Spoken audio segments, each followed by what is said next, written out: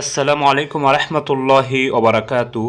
নামাজে দাঁড়ালে শয়তান বিভিন্নভাবে ওয়াসওয়াসা দেয়, ধোঁকা দেয় এবং নামাজের মধ্য থেকে মনকে সরিয়ে নিয়ে যায়।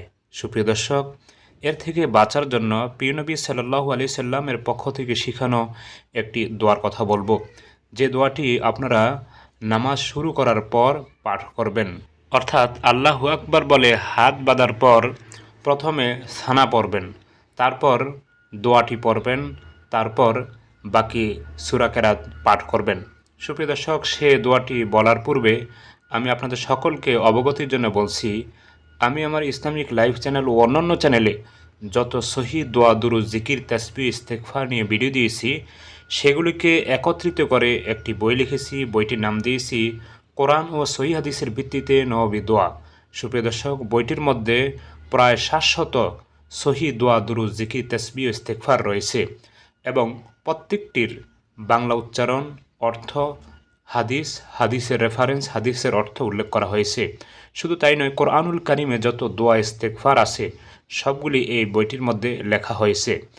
জীবনের প্রত্যেকটি ক্ষেত্রে দোয়া আছে যাহা রাসূল করিম সাল্লাল্লাহু আলাইহি সাল্লাম আমাদেরকে শিখিয়েছেন, সেগুলি এই বইটির মধ্যে আনা হয়েছে। আশা করি এমন একটি বই আপনার হাতে থাকলে আর এ কয়েকটি বিষয়ের জন্য অন্য কোনো বইয়ের প্রয়োজন হবে না।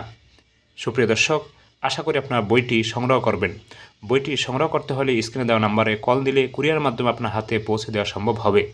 সুপ্রিয় দর্শক, যে দোয়াটি নিয়ে আলোচনা করব সে সম্পর্কে হাদিসে এসেছে, হজরত আবু সাঈদ খুদরি রাদিয়াল্লাহু আনহু বলেন, নবীজি সাল্লাল্লাহু আলাইহি সাল্লাম যখন নামাজ শুরু করতেন তখন তিনি বলতেন, আউযু বিল্লাহিস সামিউল আলিম মিনাশ শাইতানির রাজিম মিন হামজিহি ও নাফখিহি ও নাফসিহি। এর অর্থ হলো, সর্বশ্রোতা সর্বজ্ঞ আল্লাহর নিকট বিতাড়িত শয়তান থেকে আশ্রয় প্রার্থনা করছি, তার প্ররোচনা, তার অহংকার ও উন্মাদনা এবং তার ফুৎকার ও বিষাক্ত কবিতা থেকে। সুপ্রিয় দর্শক, নিয়মিত এই দোয়াটি নামাজ শুরু করার পর পাঠ করবেন কমপক্ষে একবার। তাহলে ইনশাল্লাহ নামাজের মধ্যে মন থাকবে, শয়তান কোনো ধরনের ধোঁকা দিতে পারবে না।